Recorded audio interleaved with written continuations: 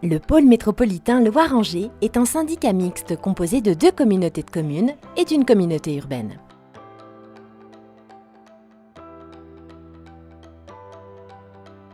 Il dispose de plusieurs compétences, dont les principales sont l'élaboration du SCOT, l'animation de programmes européens leaders et depuis 2017, l'élaboration d'un plan climat. Cet outil doit être réalisé par toutes les intercommunalités de plus de 20 000 habitants. Avec 375 000 habitants, nous sommes donc concernés. C'est la traduction en local des engagements internationaux et nationaux qui visent à limiter la hausse des températures à 2 degrés à l'horizon 2100. Ce plan climat doit être durable et partagé. Enfin et surtout, il définit les objectifs stratégiques et des mesures concrètes pour lutter contre le changement climatique. Une mission essentielle car le changement climatique est aujourd'hui une réalité et les conséquences, déjà visibles, vont s'accentuer dans les années à venir. Pics de chaleur, pluies intenses,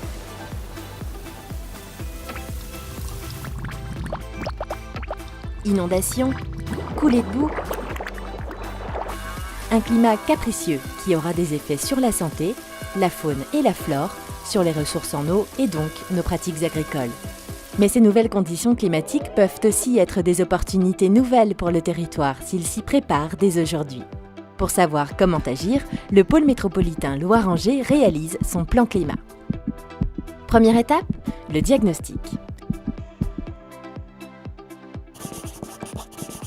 Ça, c'est pour les généralités. Pour les détails, en termes de consommation d'énergie et d'émissions de gaz à effet de serre, la palme revient au transport routier. Vient ensuite le résidentiel. Notons que les maisons individuelles sont particulièrement énergivores avec 75% des consommations alors qu'elles ne représentent que 56% du parc de logement. Le tertiaire monte sur la 3e marche, puis l'industrie,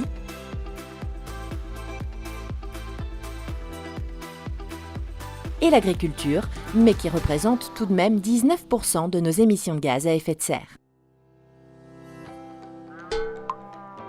Question énergie, le territoire est dépendant à 68% des énergies fossiles.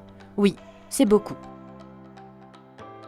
Nous avons fait les calculs, la facture énergétique du territoire est évaluée à 800 millions d'euros par an, car seulement 7% de l'énergie consommée est produite sur le territoire.